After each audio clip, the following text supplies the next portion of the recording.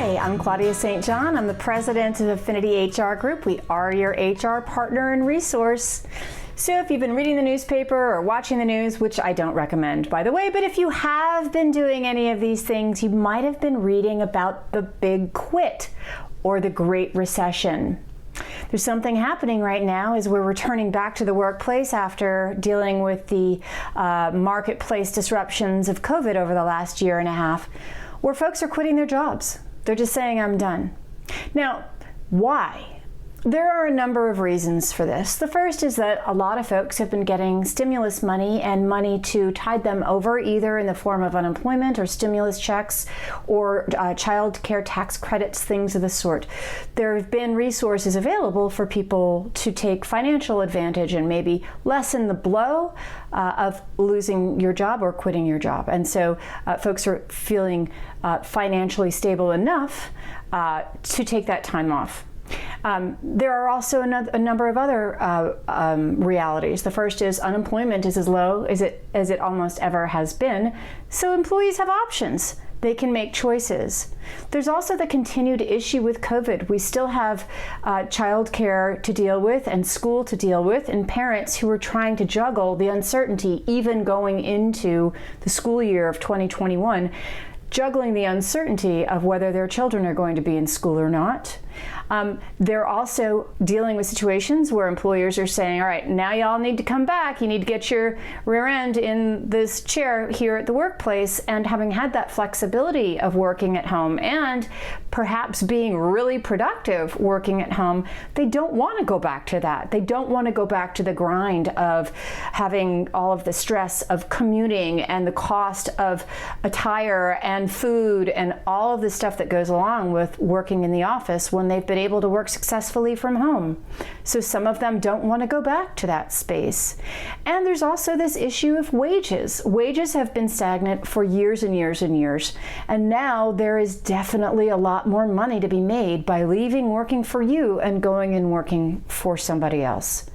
Finally, there is this other concept out there called the bored out, which is akin to the burnout, where we've all been under so much stress for so long that we're just kind of, we don't really want to do this anymore. What's the point of doing this anymore? Life is kind of short.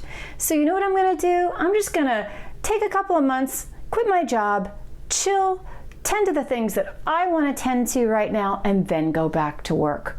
It's this kind of, I just don't care at this point.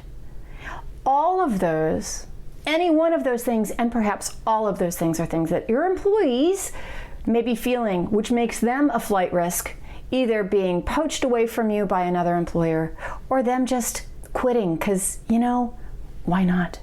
So what that means for you, now is the time to check in on your employees. Think about employee engagement from the perspective of their well-being. Think about employee engagement from the perspective of what are they going through. I've used this metaphor many, many times. We're all in the same storm, but we're all in our own boats. What's their boat like? Is it leaking? Are they bailing furiously and not getting anywhere? If they are, what can you do to help them? Maybe give them flex time. Maybe give them flexibility. Maybe offer them some severance time where they can take a month and take care of their affairs, get their kids back to or in school, and then let them come back. Think about sabbaticals for folks who've been there for a long time. Think about mental health and employee assistance programs. Think about where they are emotionally in their boat and see what you can do to help them. The challenge for employers, I know, is you want to put in one program for everyone. But the reality is, each boat is different. Everybody's going through something different. So I think it's great to have a standard for accommodation of these sorts of things. But you need to check in with each and every one of your employees regularly to see how are they doing, what do they need, what can you do to keep them happy, engaged, and feeling listened to, cared about, and protected. Think about their well-being and what can you do to help them. Have empathy, have care.